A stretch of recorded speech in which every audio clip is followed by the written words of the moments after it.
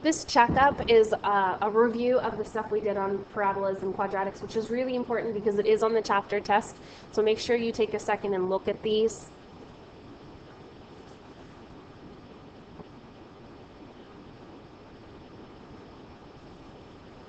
I will talk about number one, that's false. The vertex here is actually a positive 4, negative 3. Remember that the vertex inside is opposite. So it's a positive 4, negative 3. The signs on that one are wrong. And number 4, the axis of symmetry is at x equals positive 4. Remember that it always matches the h value. I'm going to keep working with the factoring of quadratic expressions. We're going to have two special types today. And the first one we're going to talk about is factoring perfect square trinomials. So these are really important because they allow you to factor some things that otherwise seem not factorable. So there are two things you need to look for in a perfect square trinomial. The first is that the first and last terms are perfect squares. Numbers like 4, 9, 16, 25, 36, 49, numbers like that. And as long as the power on the variable is even, like an x squared or an x to the fourth, that works as well.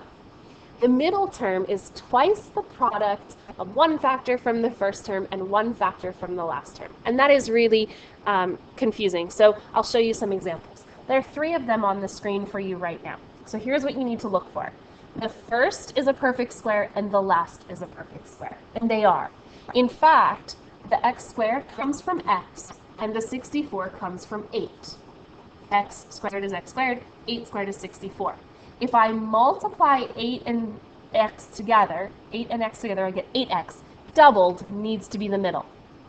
If that is the case, copy whatever sign that is, throw parentheses around it, and square. I know that was a lot. There are a bunch more. So take a look at letter B.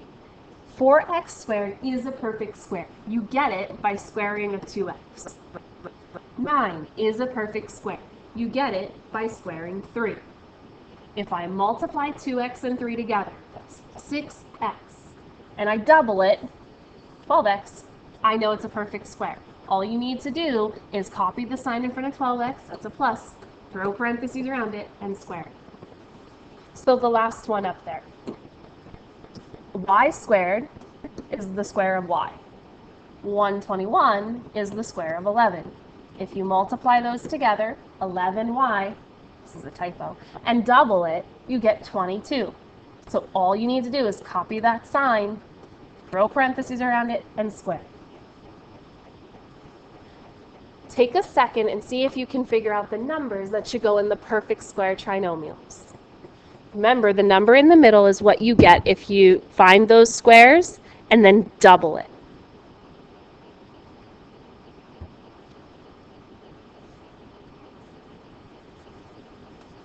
It's okay if you couldn't really find the answers to these very easily. These aren't really the questions they're going to be asking you. Just take a second and make sure now that you see the answers that you understand where they came from.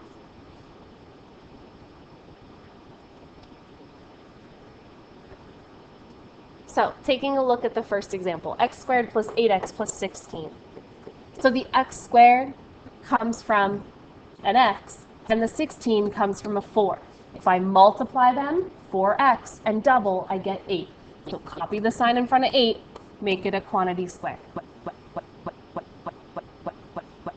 The second one, 4n squared comes from 2n, 9 comes from 3. If I multiply them, 2n times 3 is 6n, and I double, I get 12n. Copy the sign, make it square. The next one, y squared comes from y, 25 comes from 5. These are things that I square.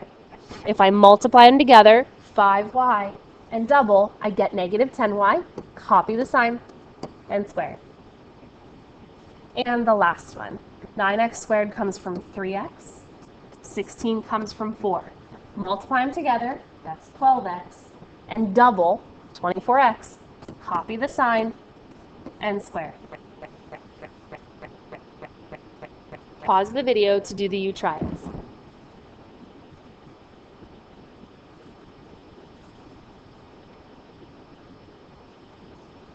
The other one we're going to talk about today is called the difference of two squares, and this one's my favorite. As long as you can recognize it, it is so fast. So the difference of two squares is literally what it's called. It's the difference, subtraction, of two perfect squares. If you take a look at this first one right here, x squared minus 64, the square root of x squared is x. X squared of 64 is 8. The only thing you need to remember is that this must be a minus, and these two signs must be opposite. So your answer is x plus 8, x minus 8. This only works when you are subtracting two perfect squares. So take a look at the second one, 25n squared minus 36. They're perfect squares. The square root of 25n squared is 5n, so you'll notice those go first. The square root of 36 is 6. Those go second. All you need to do is make 1 plus, 1 minus. The reason they're 1 plus and 1 minus is because if you FOILed your answer, if you FOILed these two sets of parentheses, the middle, the O and the I, will cancel, which is why this term is missing in the middle. So they're going to ask you to factor them. If you see two terms, perfect squares being subtracted, that's the difference of two squares. So the square root of z squared is z. Square root of 9 is 3. Make 1 plus, make 1 minus. It's as simple as that. So v squared minus 100 will be v plus 10, v minus 10. S squared minus 16 will be s plus 4, s minus 4. And 16x squared minus 81 will be 4x plus 9, 4x minus 9.